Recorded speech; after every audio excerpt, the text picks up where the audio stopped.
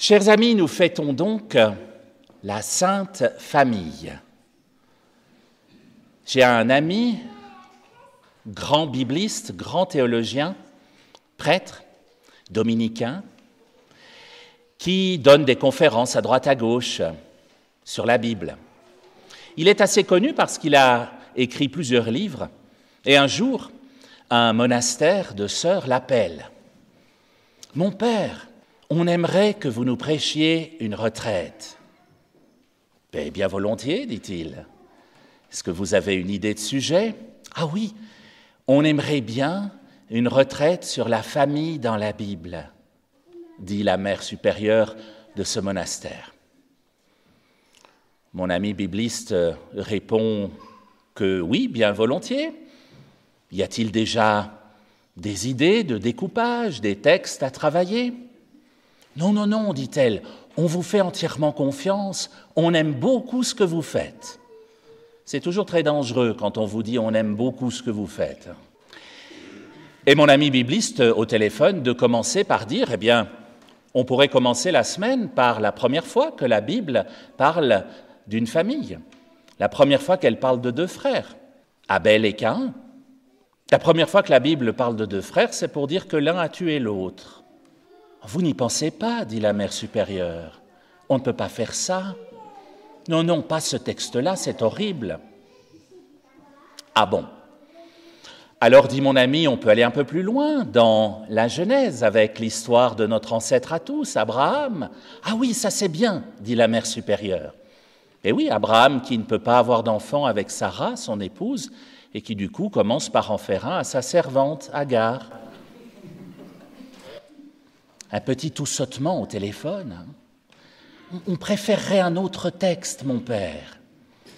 Alors allons un peu plus loin dans la Genèse. Il y a une grande histoire familiale dans la Genèse, l'histoire de Joseph et ses frères, qui le laissent pour mort dans une citerne avant qu'il soit retrouvé. Oh non, surtout pas cette horrible histoire, vous n'y pensez pas. Ah ah, vous préférez qu'on parle des ancêtres de Jésus alors? Ah oui, ça c'est bien. Est-ce que vous préférez Rahab, la prostituée, ou plutôt Bethsabée, l'épouse de David? Grand silence au bout du fil. On préfère d'autres textes, mon père. Mon ami bibliste passe au Nouveau Testament et dit à la mère supérieure, « Vous préférez qu'on parle de la famille de Jésus, la Sainte Famille ?»« Ah oui, oui, ça c'est bien, mon père. » « Effectivement, c'est bien, » répondit-il. « C'est intéressant ce Joseph qui ne dit pas un mot de tout le Nouveau Testament, et Marie qui est enceinte alors qu'elle n'est que promise en mariage à Joseph. Oui, si on lit bien les textes, elle n'est pas encore mariée, et qui enfante un enfant dont d'ailleurs Joseph n'est pas le père. Il me semble, dit mon ami, que ça dit peut-être quelque chose de nos familles, où tout n'est pas toujours tout à fait dans la normalité. » Grand silence au bout du fil, et au bout de 5 secondes, la mère supérieure dit « Écoutez, mon père, on vous rappellera, hein ?» Si vous lisez la Bible correctement, chers amis, non pas avec les lunettes qui nous y font lire ce qu'on aimerait bien y trouver, si vous lisez la Bible correctement, vous verrez qu'il n'y a pas une seule famille normale dans la Bible. Normale au sens où les bien-pensants comprennent la normalité, bien sûr. Les bien-pensants qui cancanent, vous savez, sur les parvis de certaines églises. « Tu as vu la fille d'un tel? Mais tais-toi, mais c'est vrai ce qu'on dit. Mais oui, je t'assure, elle attend un bébé, ils ne sont même pas mariés. Mais des choses pareilles. Tu me diras, ils vivent à la colle depuis 5 ans, alors ça devait bien arriver. Jésus, Marie, Joseph, il faut toujours qu'ils fassent les choses à l'envers de tout le monde, ceux-ci. Des choses pareilles. » Ça, c'est ce qu'on dit ici en Valais. Hein. La famille biblique normale, chers amis, n'existe pas. Comme si la Bible voulait nous dire, il y a 2, 3 petits trucs qui ne sont pas logiques dans ta famille, Il y a un petit peu de friture sur la ligne. Il y a peut-être même 1 ou 2 cadavres dans le placard, dans l'arbre généalogique. Ben, en fait, la famille de Jésus, c'est pareil. C'est une sacrée famille, c'est une sainte famille, mais sainte ne veut pas dire parfait. C'est une famille qu'on te donne en exemple, qu'on te met sous les yeux pour te dire, si chez toi aussi tout n'est pas tout à fait normal, eh bien peut-être que tu es de la famille de Jésus finalement. Peut-être que c'est assez logique ce que tu es en train de vivre. Prenez les textes qu'on a entendus ce soir, les textes que l'Église, dans sa grande sagesse, nous donne précisément à entendre le jour de la Sainte Famille. On se dit que l'Église a dû choisir des textes qui parlent de famille exceptionnelle. La première lecture nous parlait du petit Samuel, vous l'avez entendu. Vous connaissez l'histoire du petit Samuel. Mais là, on avait le début de l'histoire, qu'on entend rarement. Anne, sa maman, amène son fils au temple pour le présenter au Seigneur. Et là, on se dit qu'on va assister à un magnifique baptême avec toute la famille, la robe de baptême qu'on a depuis des décennies. Ben, pas tout à fait, hein. Vous l'avez entendu, Anne amène son fils au temple et qu'est-ce qu'elle fait? Elle le laisse et elle repart.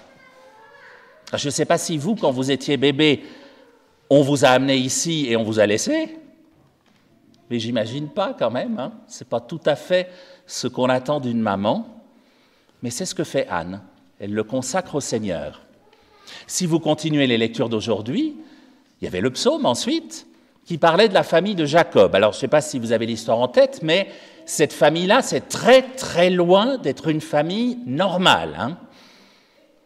Elle ne suit pas tout à fait un long fleuve tranquille, la famille de Jacob. Il n'y a que des problèmes dans cette famille, et notamment des problèmes d'héritage. Ah, ça, on connaît bien, n'est-ce pas?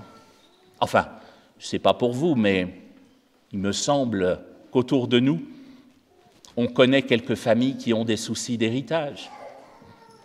C'est comme si la Bible voulait nous dire, il y a ce genre de problème dans ta famille. Peut-être qu'elle est biblique alors. Peut-être qu'elle est comme les familles de la Bible. Peut-être qu'elle est assez normale finalement. Et puis enfin, il y avait l'Évangile. L'Évangile qui parlait quand même d'une fugue de Jésus. Excusez-moi du peu. Ah oui, c'est cet Évangile-là qu'on a choisi de nous faire entendre pour la Sainte Famille. C'est particulier quand même. Soit c'est Jésus qui fugue, soit c'est ses parents qui l'ont oublié. Il y a les deux versions, hein, mais enfin, dans les deux cas, on aurait pu trouver mieux pour la Sainte Famille. Non. L'Église nous propose ce texte pour nous dire « Tu as des ados qui ne sont pas faciles ?» Ben, c'est peut-être bon signe. La famille de Jésus aussi a eu quelques petits soucis. Et là, on n'est plus dans l'Ancien Testament, chez Abel, Caïn ou Jacob, hein. On est dans la famille de Jésus. D'ailleurs, Marie le dit, vous l'avez entendu, elle dit à Jésus, « Mais pourquoi tu nous as fait cela ?» Même elle est attristée par cette situation. La clé de tout cela, chers amis, elle était dans la deuxième lecture. La lettre de Jean, qui nous rappelle que l'important, quelles que soient nos familles, quelles que soient les blessures, les déchirures, les failles qui s'y trouvent, l'important, c'est qu'il y ait de l'amour et c'est de laisser Dieu y agir. C'est ça le plus important, disait Jean, de nous aimer autant que possible les uns les autres dans nos familles.